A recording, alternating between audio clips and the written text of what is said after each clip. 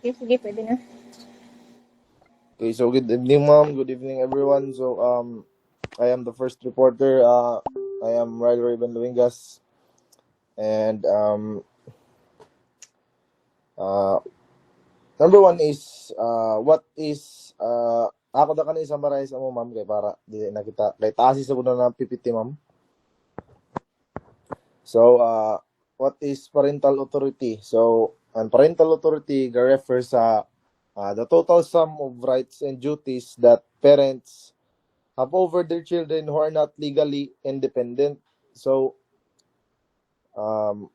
not legally independent means minors. So, kuanan parental authority guide sa mga minors. Its main goal is to ensure that the children are properly cared for by eskwelahan and especially developed non-parents and iton not yet legally independent children into good individuals. So, it covers everything needed to raise the children, including pag-provide ng food, shelter, education, and syempre, moral guidance. So, kinsay nag-exercise ani? So, ang nag-exercise ani is exercise by jointly nan mama ug papa, syempre. So, they share the responsibility of paghimo ng decisions para sa ila children. So, what if they disagree? So, kung ang parents di magkasinabot is the father's decision will be generally be followed. So kung di kon sila magkasinabot ng mama ug papa, so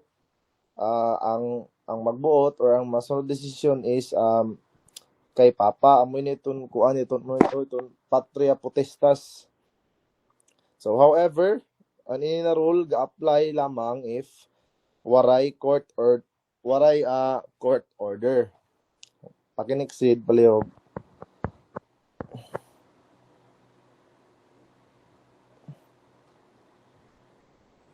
Okay na?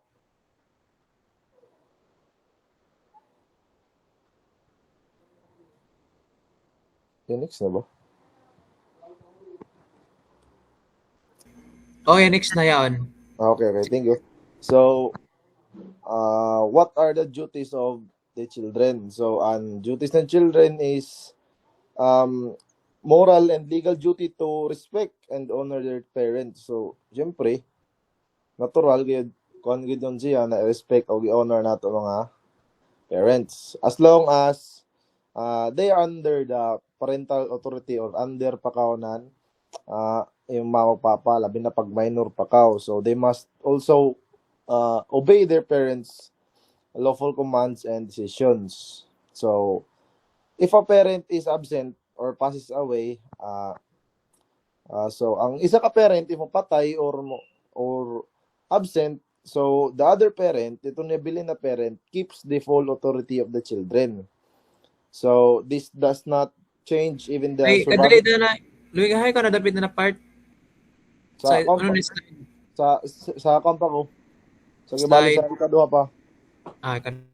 Oo. So, Guided children shall allow, observe. Halibit. Ikapila na slide kay edit na Kibali sa number 3 apila intro. Libugi kan sige.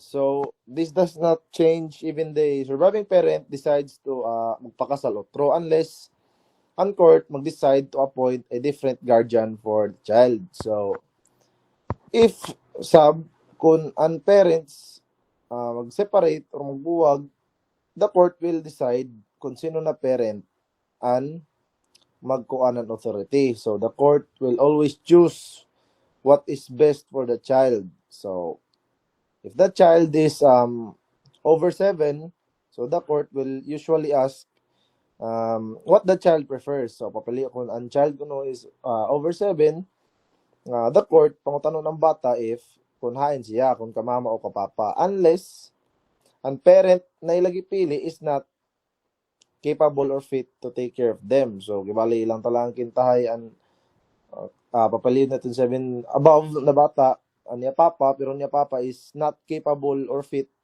na to take care of them. So, matik na. Pasingod na siya ka mama. So, panexid.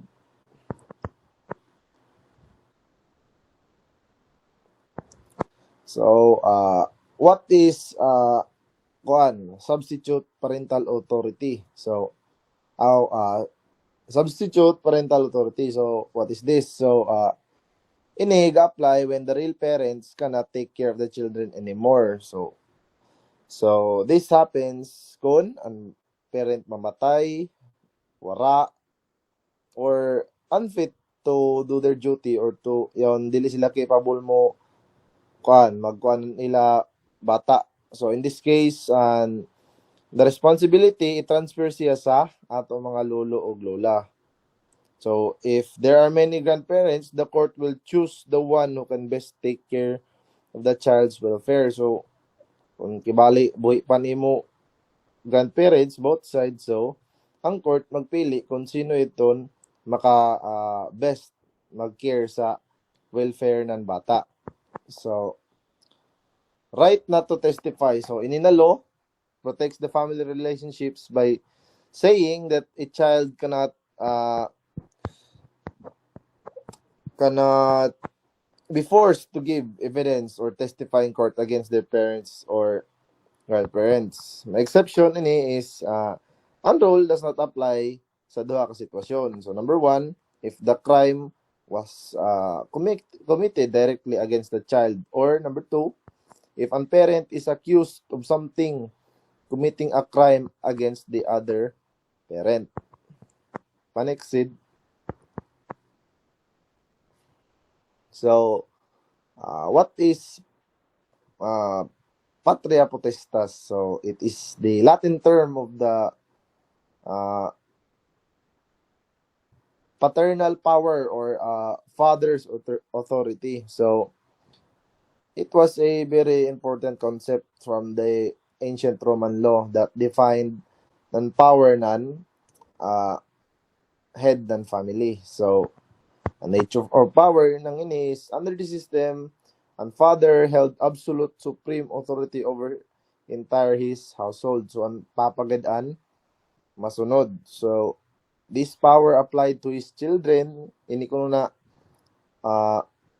supreme authority ma-apply sa imo anak, mga apo, and mga adopted, no matter pila na imo edad or pila na ila edad. So, siya mag-control sa ila kinabuhi, property, and even sa ila legal status. So, anything the children earned or owned legally belong to the father. So, kung unay kuno ya kuha or gibali unay giila ginatag iyahan is legally ya kabilong sa father tungod inin patria potestas. So, sa ancient times, so this power was so strong, it even included the right to punish severely.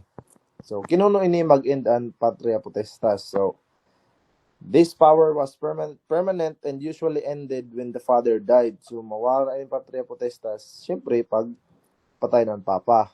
So, it could also end if the father formally freed the child through legal process for emancipation. So, wa ko ni if father formally ginlaya sa ang bata through legal process na ang tawag is emancipation.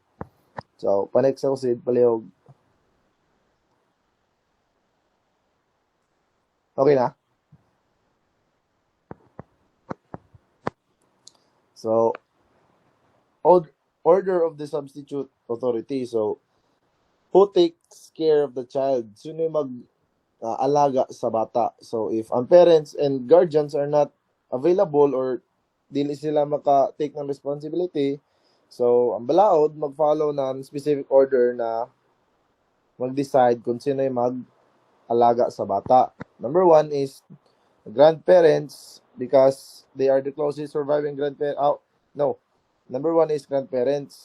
The closest surviving grandparents takes charge first. So, itong closest ko no na surviving grandparent, amoy mag-alaga gad una. So, number two, sunod sa grandparents is oldest sibling. So, kung waray grandparents, si older brother or older sister will take over. Pero however, they must be at least 21 years old. So dapat itong oldest is dapat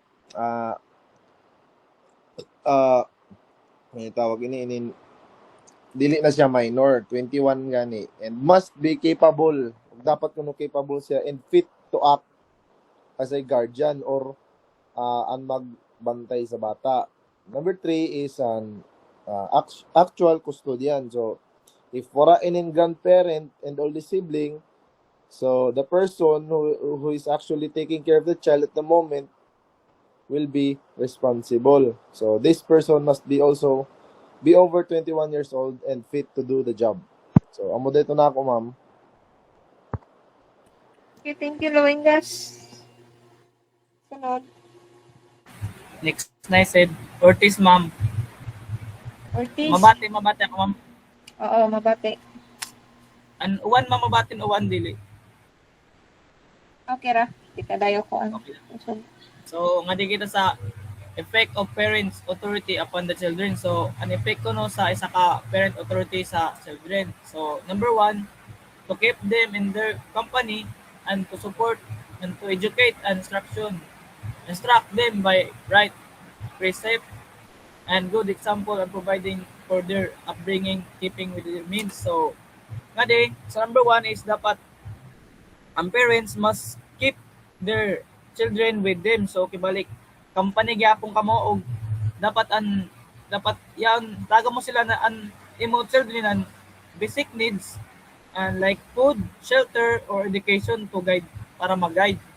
Then sa number 2 is to give them love and affection, advice and counsel, companionship and understand. So nga di sa number 2 is dapat tagaan mo nan paglab ani sa ka children og i-guide siya ta mga unihimuon o hanakan mo siya ng advice or i-counsel mo siya or yung mamati ka pamatian mo nimo children para makasabot siya.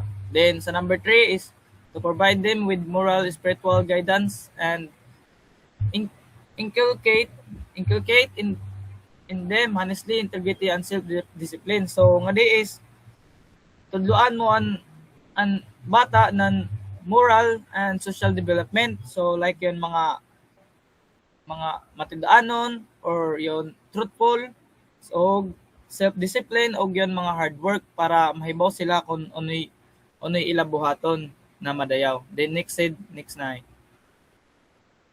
Then number 4 is to furnish them with good and wholesome education materials, supervise their activities, recreation and association with others. So, sa number 4 is dapat yun paeskwelahan sa kabata o yun tagaan siya ng protection and para mag-provide na sa ka parents good educational materials and i-monitor nimo ang imo children sa mga activities and sa mga amigo kung para maprotektahan aniya kuan yon niya aniya moral kay basin yon gahimo mo sila nan makuan siya ng bad influence at yon then matapnan siya ba. Then number 5 is to represent them in all matters affecting their interests. So parents act of behalf of their children in legal importance matters. So animo kuan children is dapat imo ikuan tudloan na yan mga sa mga legal or mga importance matters na himuunon para kay kuan pa sa ko dyan siya minor pa so kailangan pa ng guide. Then number 6 is to demand from them respect and obedience. So masabot da sa imo tudloan ni mo bata na may respeto ug dapat mo-obey sa mga dagko. Then number 7 is to impose discipline on them as may required under circumstances. So ang parents dapat may disiplina sa ila bata kung yon when it necessary. Yon para kuan kay yon yung iban ikuan lang yon true sa pag-abuse yung iba ng mga parents. So dapat necessary da siya. dili kadayaw yon harm.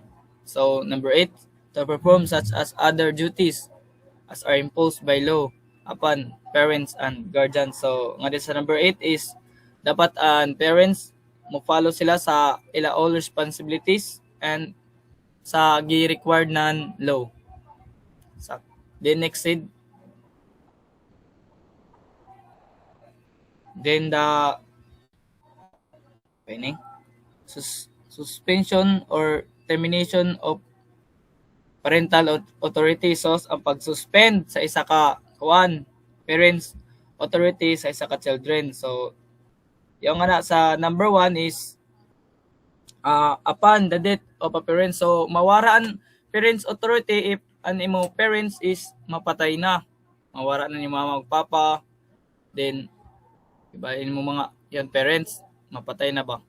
Mawara ang parental authority. Then number 2 is upon the death of a child. So kung mapatay ka, so syempre wala na imukuan yung parental authority kay wala na sa kaw. Then wala na mag-guide ng imo parents. So number 3, upon emancipation of the child. So emancipation means yon sa pag emancipation is a freedom from the parent control. So yon mukuan na ka, free na ka, like yon animo edad is illegal na. Og mayo mga kasabutan ba? Ad yung kasabutan mayo kasabutan sa court na mayo kasabutan na imo parents na ikaw kaya mo na mabuhi nan ikaw da. Then sa unless the subsequently revived by final judgment, parent authority also terminates. So yan sabi ba na mga reason na why ma-terminates an isa ka parent authority. So upon adoption of the child. So kung animo anak is yon kung ano adopt. So pwede siya ma-revive nan kuan yon sa law. Then upon appointment of the general guardian. So ang pag-appoint sa isa ka kuang guardian sa legal guardian bitaw niya yon kibali iya gad tinuod na parents pag-appoint. So pwede mabawi itong bata so mawara ang parent authority ng ito sa ka children. Then upon judicial declaration of abandonment of a child in case of field of purposes. So ang pag-abandon na ang pag-declare ng abandonment sa ng korte. So sa pag-file pag-declare ng kuan ba sa court na yon na bata is i-abandon na ng isa ka parent. So number 4 is upon final judgment of competent court divesting the party concerned of the parental authority. So is ang court is magdesisyon magdesisyon na yon pawaraon ng iton parental authority. So amoyan siya final judgment na ni sa ka court kay tungod iton mga yung gi-abuse siya yon gi-abandon. Then number 5 is upon judicial declaration of abstinence or incapacity of the person exercising parental authority. So aminin apa na kuan kibali an nimo parents wala nagahatag sa imo nan yon o nimo mga needs or abstinence. So yan di na kanila ignore da kan kanila permi, yon dili na kanila kuan tratuhonan sakto. So pwede mawara yon sa 5 is pwede mawara ang yon iya parents authority o ma-terminates. Then next sid. Then next na said. So what is emancipation? So it is the release of a person from parent authority whereby he becomes capacitated for civil life. So ang isa ka ining emancipation is siyan pag-release sa isa ka person na yon from parental authority bitaw na yon makaya na niya mabuhi or yon siya sa na edad na yon makaya niya sa civil life bitaw yon makaya na niya pwede na siya yon maya na freedom. So emancipation take place through any the following. So kuan yan siya an emancipation may kuan gyapon nga din na para matawag siya na emancipation. So number 1 is by the attainment of majority. So ito kibali an imo by the attainment of majority. So ano imo balin imo edad is yon mo 18 years old na ka. So yon na edad is legal na. So pwede na kayo mabuhi or depende sa iyo kasabutan ng imo parents. So pero yung sa 18 na edad is sa gawas is maglahi na sila like sa US, 'di ba? Pag mo 18 sila is maglahi na din ang ilang mga ang children kay para makahanap na yung makaya na nila makahanap sila ng trabaho ng ilada. So men siya sa number 1. So number 2 by the marriage of a minor. So yon maka marriage ka ng isa ka minor.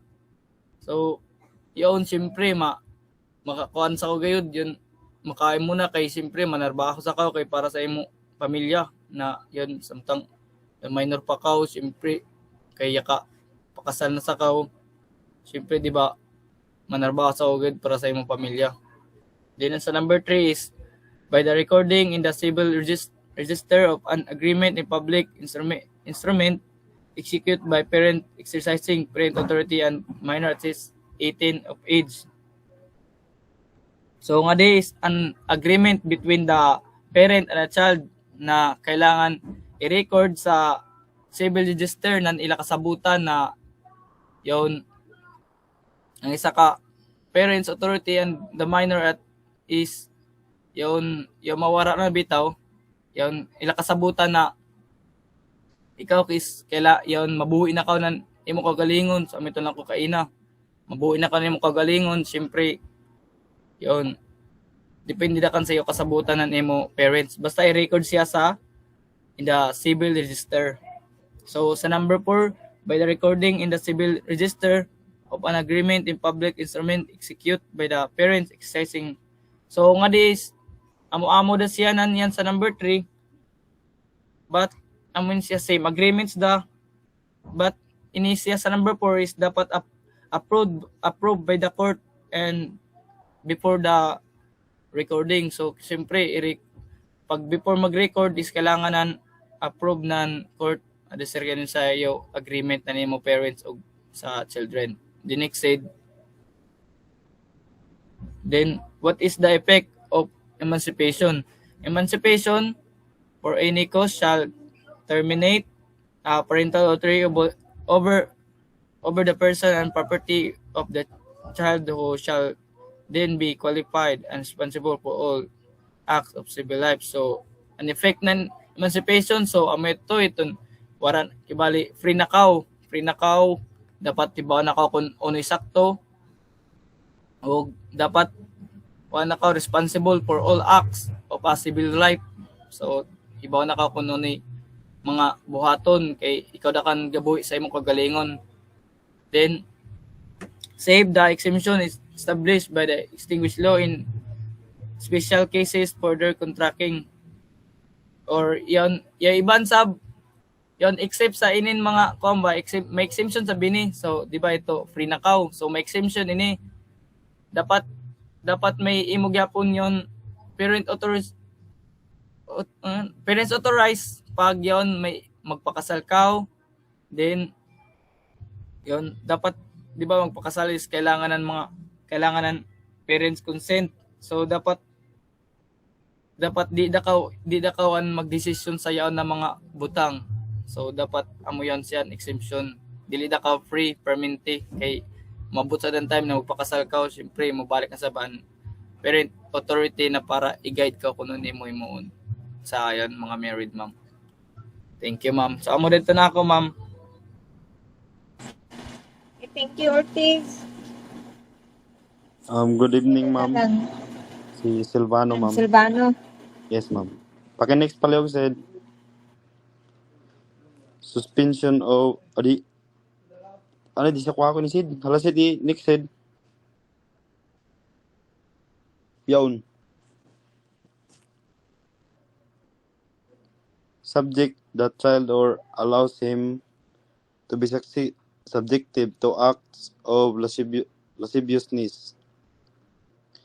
The grounds enumerated above are deemed to include cases which have resulted from culpable negligence of the parent or the person exercising parental authority. If the person exercising parental authority has subjected the child, allowed him to be subjected to sexual abuse, such as person shall be permanently deprived by the court of such authority. The person exercising substitute parental authority shall have the same authority over the person of the child as the parents.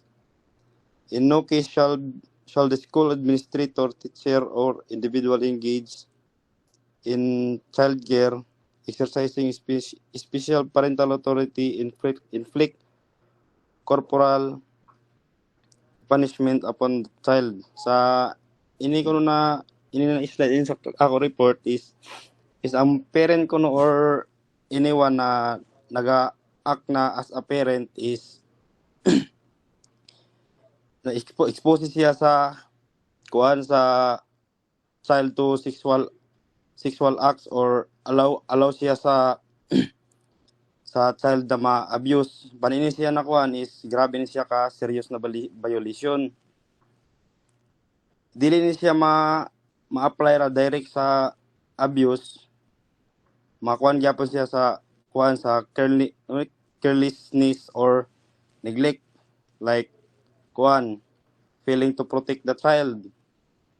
Makuan gyapon siya kan mix sa responsible sa parent. Tapos sa kuan if an court kiba makibayon hibawan ng court na an parent or guardian na allowed or nakakos siya sa sexual abuse, automatic kuan sila permanently strip sa ila parental authority. Pasabot matanggalan ila legal right na para ampingan ang bata or magkuha ng desisyon para sa bata.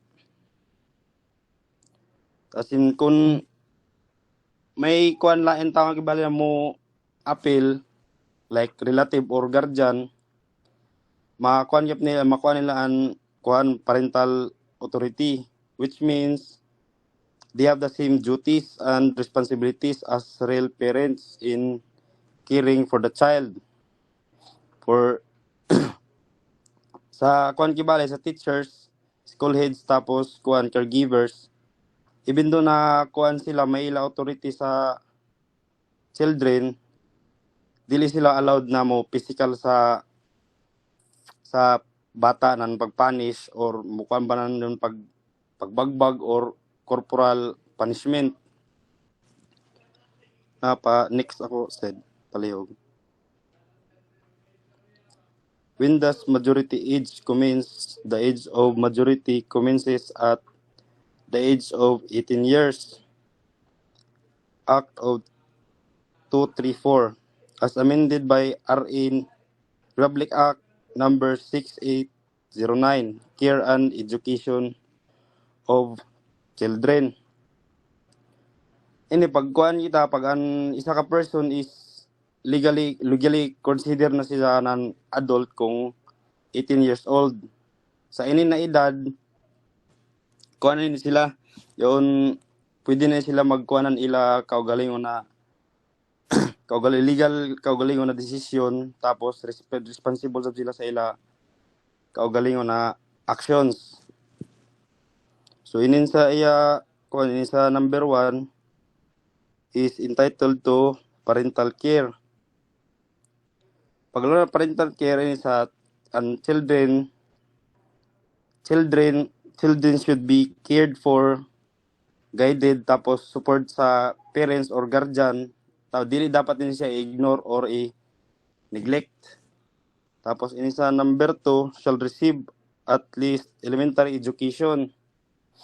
Dapat sa ko may sa basic education, dapat sa tanan bata api kuan dapat ini sila makahuman dapat sila ng elementary school sa para makalearn sila ng mga essential skills sa life. So ini number 3 shall be given moral and civic training by the parents or guardian. So sa number 3 sa moral and civic guidance, parents or guardians dapat magtudlo sila sa bata ng mga values like respeto sa pag honesty, discipline, tapos kung unon pag good member sa society. Excuse. So sa number 4 has the right to live in an atmosphere conducive to his physical, moral, and intellectual development. So, kung mulang kita healthy mo on sa healthy environment to grow at dapat mo kanan sa ang bata is dapat mo grow sa mo dako kibali siya sa safe tapos loving na lugar or supportive na lugar para ma-develop ma-develop physically, emotionally, and mentally and ila health kibali. Pa next ako said palihog said every child may number 1 obey and honor his parents or guardians. So pag mulang na obey and honor parents or guardians, dapat si ini ng mga bata is mamati sila sa parents or dapat itrato nila parents or guardian nan with respect kay ang ini guardian ng parents sila ang nagaguide sa ila tapos ang amiga alaga sa pagkabata. So, number 2, respect his grandparents, old relatives, and persons holding substitute parental authority. Ini dapat i-respeto ang mga tiguang or guardian. Dapat be polite, respect or unrespectful sa grandparents or sa mga old relatives nila. Or bisan sino sa nag-act kibali sa bata na as parents or guardians. Number 3, exert his utmost for his education and training. So yung sabi 3, dapat ini sila, dapat ila ihatag tanan ila best sa school, tapos sa learning. Magbutang sila ng effort sa ila study, tapos sa training. ini na part kibali ni siya, amin yan pag-prepare nila para sa ila future or kaugmaon. Yung sa Bisaya pa. Number 4, cooperate with the family in all matters that make for the good. So, ini dapat sila mutabang, mo cooperate sa pamilya, tapos mo be supportive sa ilabahay, i-follow ang rules kung unigi kuan sa ginikanan. Tapos dapat always dapat kuan din sila mo tabang sa para ang kuan kibali palibot is peaceful ra tapos positive ra gihap-an nila kuan sa pamilya. Pa next ako said palihog said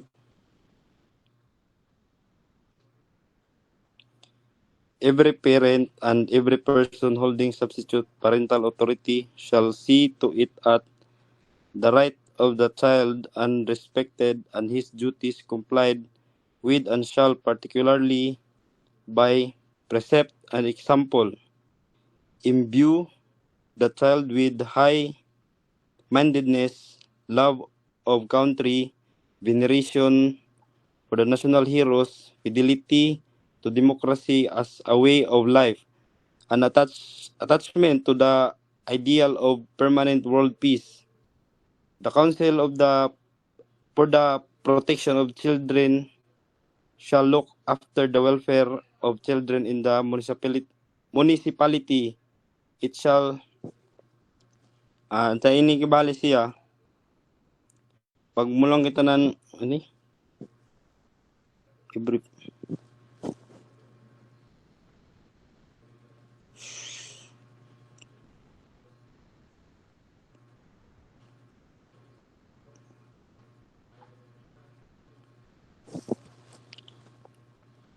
Kuan yun every sa tanan kuno kibali kuan sa tanan parent or every person na nagkuan sa yung lang tanaman nag-act as a parent sa parental authority sa bata is dapat may sabila makita nan right sa bata og ila sa dapat i respetohon or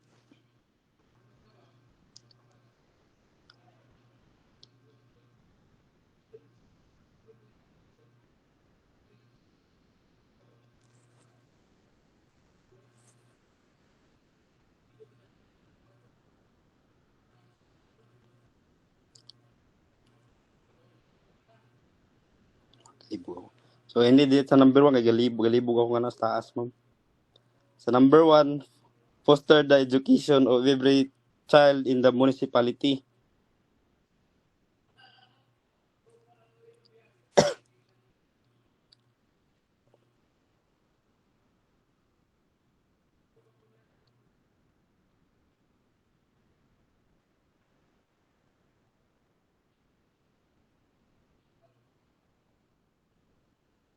Barb, dili ba ni mo topic, Barb? Dili yan ako. O ako po ba ni? 1, 2, 3, 4, 5.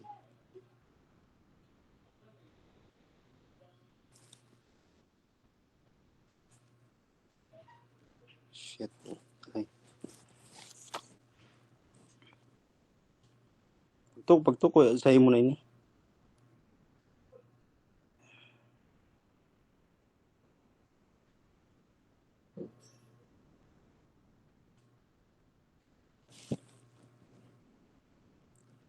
Every parent and every person holding substitute parental authority shall see to it the rights of the child are respected and his duties complied with. Ini si dapat saban sa kuanan sa parents kibali or sa guardian or sa nag-act as a parent is dapat sa bila i-respeto ang kuan sa bata yon ila ang desisyon sa bata.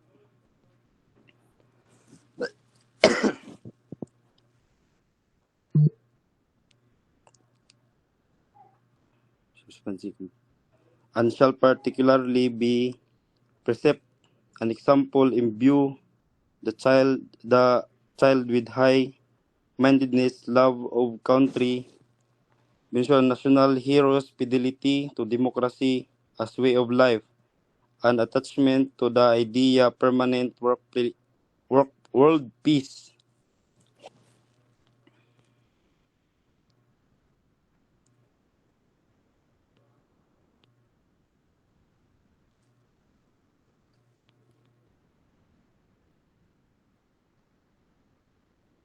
Para kung kibalian sa para sa parents tapos sa guardians, parents na nag-actibali nan as a parents ay expected kibali sila na mo gamit sila nan more than just take care of a child sa mga physical needs.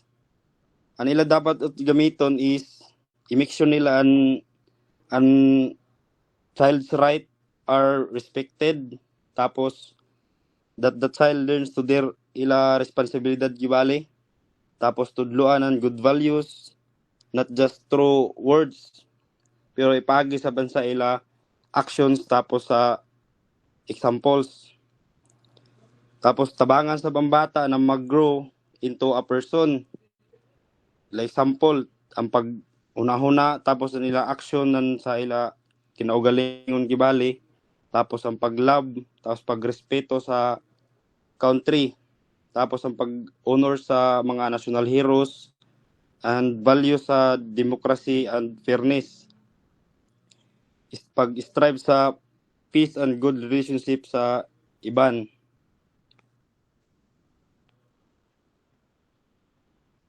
Foster the education of every child in municipality.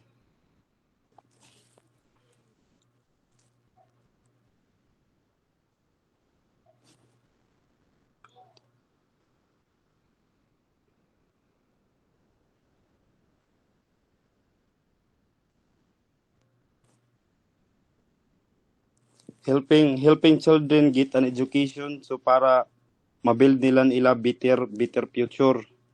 So ang sa number 2, encourage the cultivation of the duties of parents. Dapat sa parents is ila dapat i-guide ang bata para maka properly take sila ng ila properly para apingan sila sab ng pag proper tapos pagpadako sab sa bata ng sakto. So ang number 3, protect and assist abandoned or mistreated children and orphans. Ang protecting children in difficult situation, sila like ila itong mga gi-abandon ng mga bata or gi-abuse or sa mga orphan ng mga bata na wala na yung ginikanan, yung ginibiyaan na. And sa number 4, take step to prevent juvenile delinquency. So yun sa number 4 is preventing youth from getting into trouble or pag-engage nila sa criminal na mga activities. Alapaki next slide palihog. Ini Barb? Lesson 10 ako. Ah? Sunod nga na. Sunod niya di. Alre, yapil mo pa pagsinti ni? Imo kay ba kanyang Barb? Wala sa bagan yun sa ako. Ako Kaya ini. ang giasahin dani mo sa ka-Alre, tag-save ko. Wala yaon. Alat na eh. Sure na ako na. Wait na ay, kitanawang ko ni sa ako. Sige ako na kanini. Ngani sa juvenile ako. 1, 2, 3, 4. Sinato ako na kan. Good evening, ma'am. O, imo lagi Barbie? Ako? Oo. Sige, ako na kan. Tapos na ako ma'am, thank you. Ako next, ma'am. Holba. Sa ma'am, pidi ko na kan basa nargon ko na kan pag-explain sa kuya sabta sa juvenile, ma'am. Oo. So, ngani sa juvenile, ngani gi-emphasize ng government na ampingan ang health ng bata and to establish the court for youth offenders where the welfare of the child ug dapat kinahanglan gina priority ini.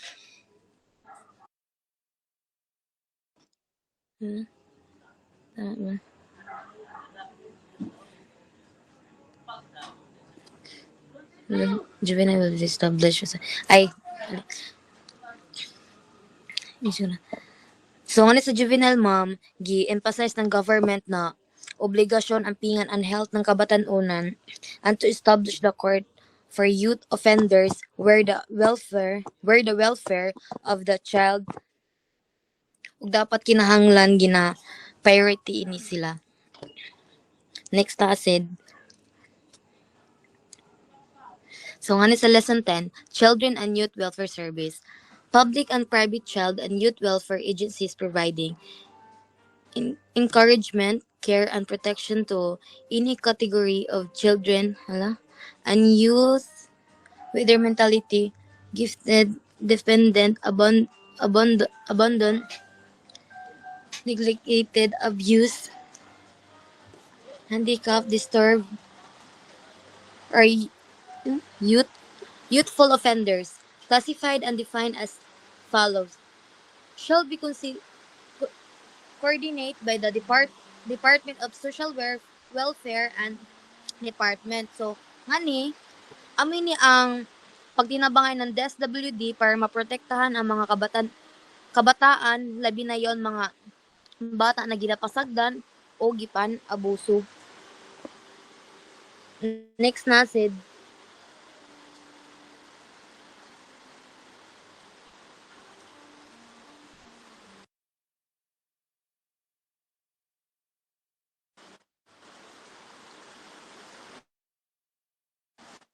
So, ngani sa a child caring institution sa ako pagsabot may facility na nag-provide ng 24 hours to care and education para sa 9 or more children na wala makuli sa ila pamilya or parents for a long period of time.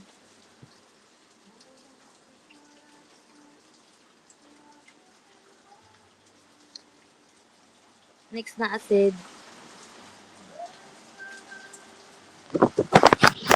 So, nga ni sa number 2, a detention of home. It is a 24 hours child care institution providing short-term resident care for youthful offenders who are awaiting court disposition of their cases or transfer to other agencies or jurisdiction. So, nga ni, amoy ni ang temporary na puyanan ng mga kabatanunan na may pa may kaso sa korte mintras gahuwat or gapaabot ng desisyon kadali tayo ka dyan. Wala? Offenders who are waiting. Mintras gahuwat ng desisyon pag transfer ng other agency.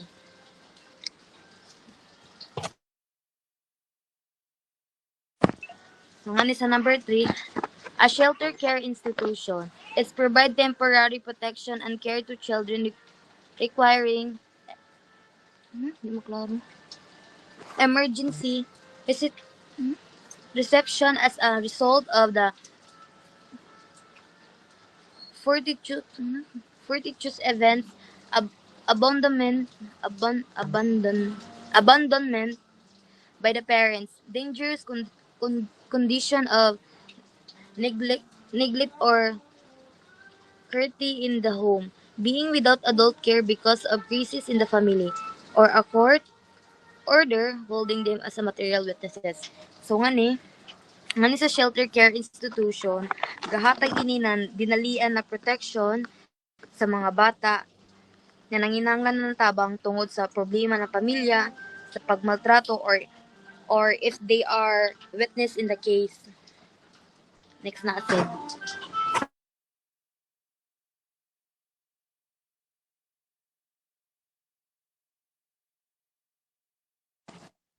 So nga ni sa detention of home, it is a 24-hour child care institution. And next na asin. Ano sa right?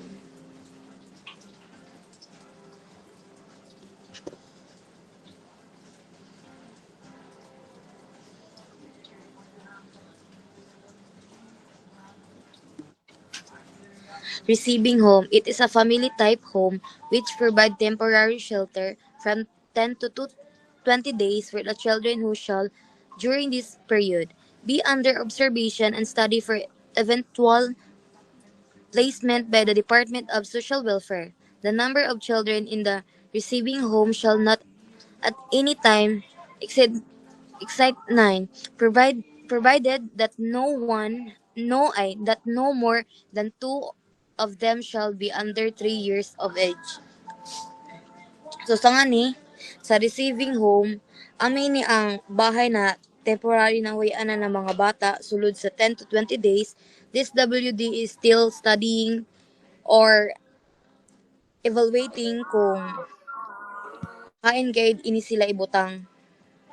So nga ni, sa nursery, it is a child care institution that provides care for 6 or more children below 6 years of age for all or parts of 24 hours day, except those duly licensed to offer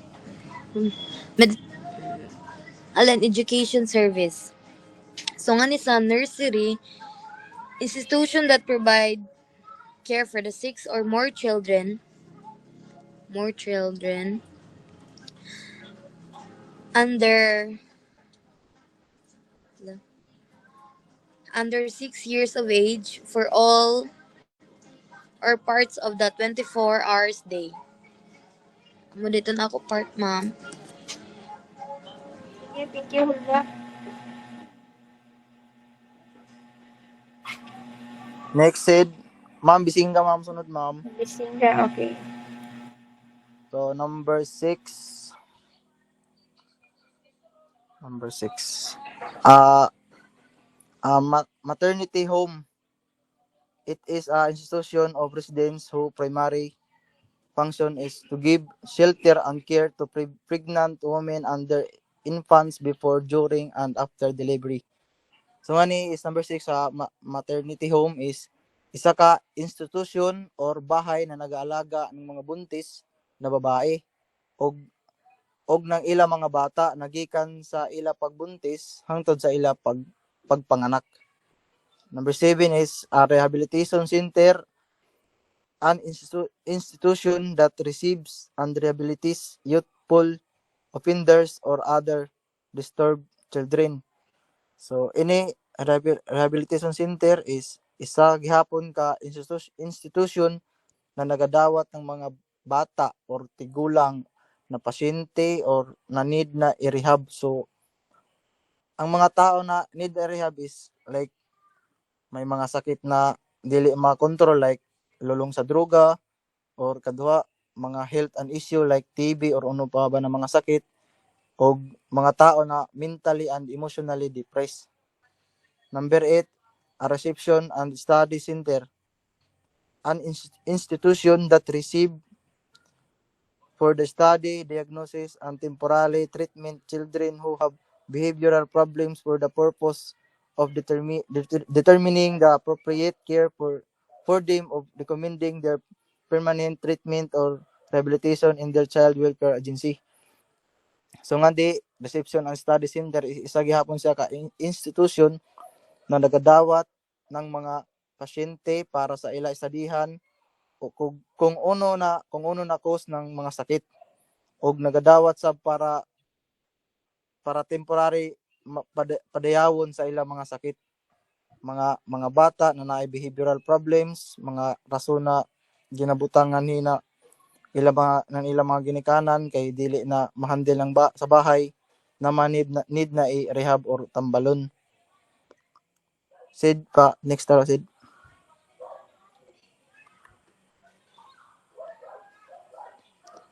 Next na Sid. Palihog.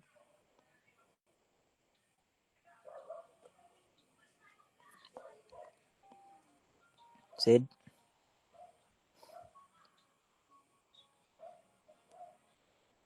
Sid, yawan pa ko Sid. Ayan, nabiya. Number 9. A child placing agency. It's a institution of or person assuming that the care, custody, protection, and maintenance of children for placement in any child caring institution or home or under the care and custody for any person or person for purposes of adoption, guardianship, or foster care, the relatives of such child or children within the 6th degree of consanguinity or affinity are excluded from this definition.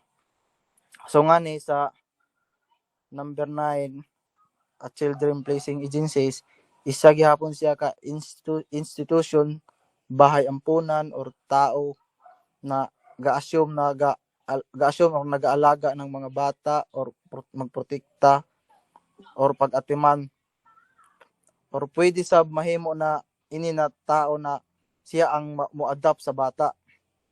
Pero kinahanglan more than 6 months na gi-abandon ini na mga mga bata ng ilang mga parents or relatives or guardian before pa siya mo mag-adopt. Sid pa, next na Sid. Sunod is special categories of children. Number 1 is a dependent child, a child without a parent, guardian, or custodian, or whose parents, guardian, or other custodian for good cause desire to be relieved or of his, her, and care custody. So nga di is dependent child or isa ka bata na nawalay ginikanan or guardian or relatives na makaatiman sa iya. Amayon siya ang dependent child. Then second is abandoned child, a child who has no proper parental care or guardianship, or whose parents or guardians have deserted him for a period of at least 6 continuous months. So ngani, an abandoned child is isa ka bata na walay sapat na mga pag-atiman sa nagikan sa ginikanan or guardian or gipasagdan ng iya ginikanan or guardian sulod sa 6 ka buwan na sunod-sunod. Sid, pag next slide paliog.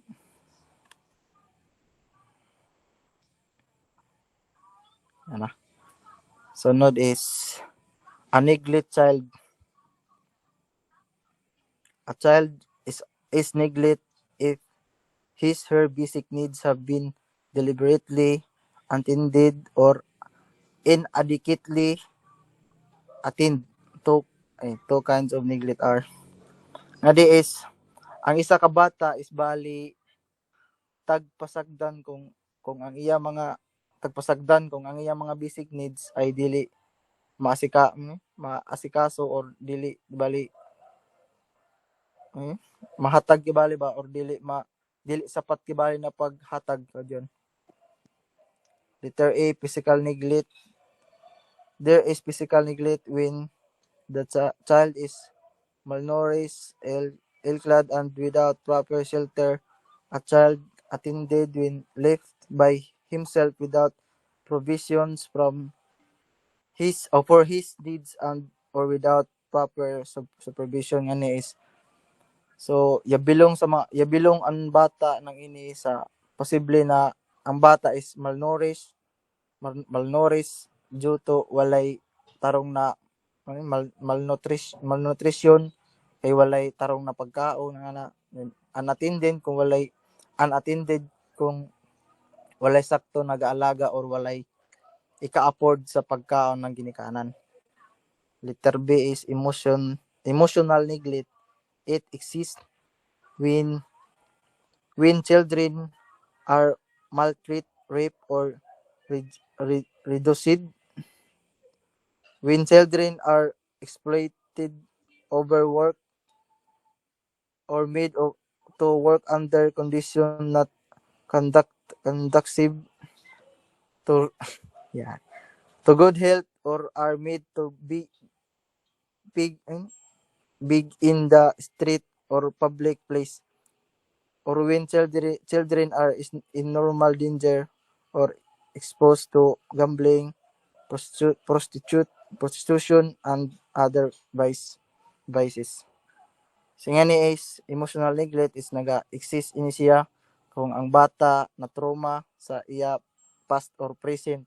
For example, naka-experience siya ng rape, gilugos or gibastos, or ang bata na naay moral danger like yahimo siya ng bayaran or nalulong sa sugal. So possible na nabilong siya sa ini na mga klase ng mga neglect. Next na slide paliog. The last is mental retarded, physically handicapped, emotionally disturbed, and mentally children ini. Number 1, mentally retarded children. Mentally retarded children refer to those social incompetent, that is socially inadequate and occupationally incompetent and unable to manage their own affairs. Mentally subnormal, retarded intellectually from birth or early age. Retarded or maturity, mentally deficient as a result of constitution, origin, heredity, or disease, initially incurable. Art 168 PD 603. Nganhi is siya mentally retarded children. Amo ini ang mga bata na dili sila makamanage ng ilang mga emotion, mga maluya ng mga bata emotionally and physically and mentally kay para kay pwede tungod sa mga rason na may sakit ang ila ginikanan or sa lifestyle sa ila mama during pagbuntis naman ya pamana kibali ini sa bata. Amo ra sa bana ako ma'am. Part. Thank you ma'am. Diaz, ma'am.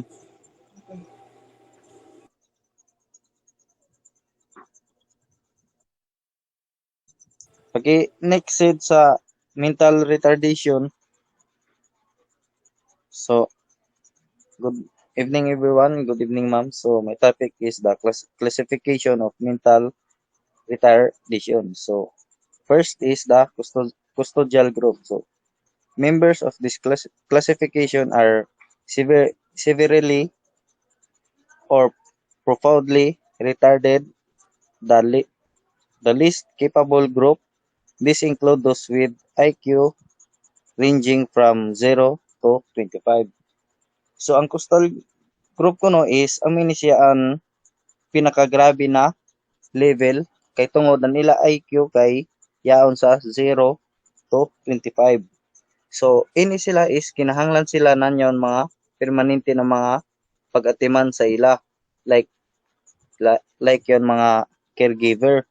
So, kay tungod dili sa good ini sila laong na makalihok or makalearn ng mga basic nanyon mga basic skills. Then and the next is the trainable group. So, the members of this group consist of those with IQs from about 25 to 50. One who belongs to this group shows a mental level and rate of development which is 1/4 to 1/2 that of the average child is unable to acquire higher academic skill but can usually acquire the basic skills for living to a reasonable degree. He can likewise attain a primary grade level education if he receive effective instruction. So, ano sa trainable groups, amin siya ang isa ka group na kuan, yon medyo mas kaya niya makakaton. Kay ngani sa iya IQ range is yaon sa 25 to 50. So, hinayan niya development kay tungod yaon sa 1/4 hantod sa 1/2 sa normal na mga bata. So, dili ini sila makakaya nanyon mga taas na mga academic skills. So, lisod sa ilaan yon mga advanced subject. Pero, makakaton sila sa mga basic skills. Like, for example, kung yung mga simple na mga pagluto, yung mga paglimpyo, o yung mga self-care. So, pwede yun, pagkalaman nila, pwede makaabot sila ng yung mga elementary level kung matudluan sila ng sakto. Then, next slide, palihog. Then, so sa educable group, these groups IQ range from about 50 to about 75 and the intellectual development is approximately 1/2 to 3/4. So expected of a normal child of the same chronological age, the degree of the success of accomplishment that they will reach in life depends very much on the quality and type of education they receive. So sa educable group, yay sab ila IQ na yaon sa mga 50 hangtod sa 75. Kay ila kahimtang kibali sa ila pag-learn sa ila utok is yaon sa mga 1/2 to 3/4 kumpara sa mga normal na mga bata na pareha sa ila edad. Then ang ila sagod kibali kinabuhi is yan magdepende gyud sa klase ng kalidad sa ila edukasyonan ila madawat og sa kung unhon sila pag-atiman sa ila bahay ug sa community. Then next slide. So borderline or low normal group. So this is the highest group of mentally retarded with IQs from about 75 to about 89. The member of this classification are only slightly retarded and they can usually get by in regular classes if they receive some extra help, guidance, and consideration. So nga ni sa borderline o low normal group is amini siya ang yung pinakataas na level or pinaka-mild sa classification. And ila IQ is yaon sa mga 75 to 89. So gamay dan ila kalainan sa abilidad kumpara sa normal. Kasagaran makasabay sila sa regular na mga klase basta yaon sila sa mga extra nan tabang og sa guidance. So kinahanglan sab sila nanyon kinahanglan sila nanyon mas dugay bitaw na oras sa pag-study para makapasar. So kung like for example kung di sila kaapas so kasagaran tungod yawn mga iban pa nila na mga problema dili lang sa mga intelligence sama sa health and environment. So halos normal na sila pero kinahanglan lang gihapon na yung gamay na suporta o pasensya para magmalampuson sila. Amo dito na ako, ma'am. Good evening, ma'am. So, ako na last reporter. Now, dilian ako. Next na isid palihog. Next pasid. Sa kuan sid involuntary. Yeah, on the sid. So, number 1, involuntary commitment. In case of dependent child or through the termination of parental or guardianship rights by reason of abandonment, kagmay sa little, substantial and continuous or repeated neglect or parental incompetence and discharge parental responsibilities. So, involuntary commitment, ang kibalian ang kibali ang child nila kaya i-place under sa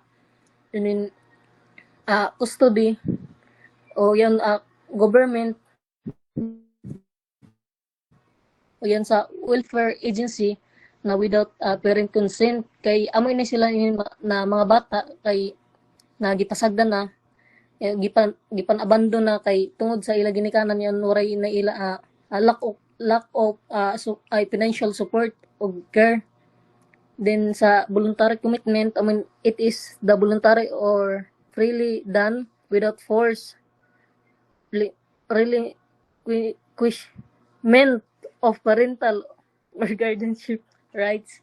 So, voluntary commitment, amo na siya ang parent, amo na siya willingly na niya hatag ang iya bata nga to sa agency or DSWD kay tungod lack of financial yan wala na ila maipagasto ito sa bata amo ito ni turn over na kanila ito sa DSWD para maatiman ng tadong og makuha sila ng financial support o care. Admission of next na isid palihog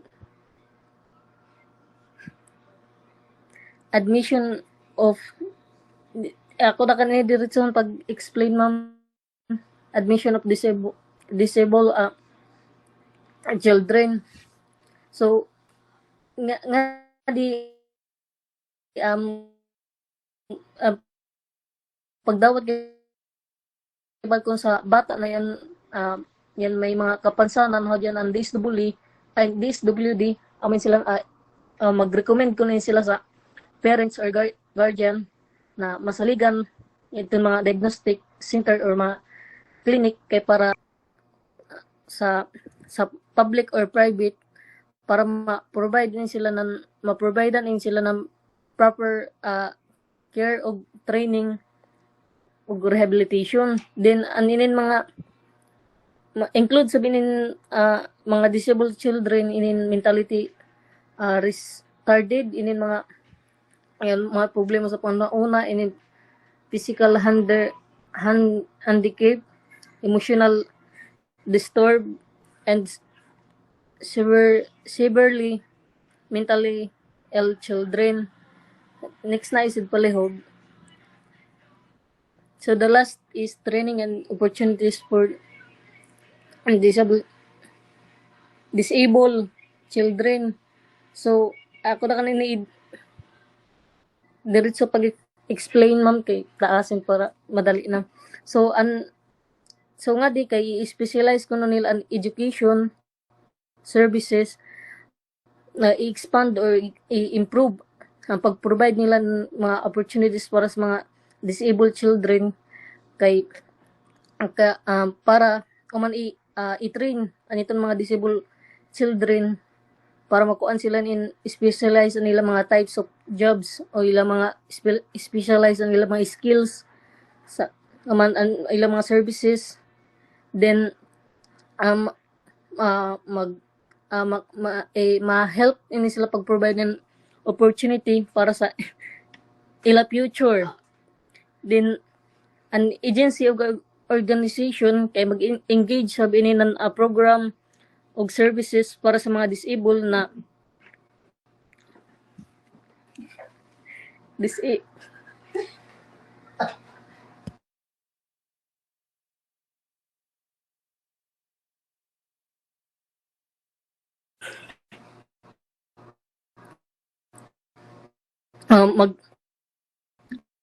an agency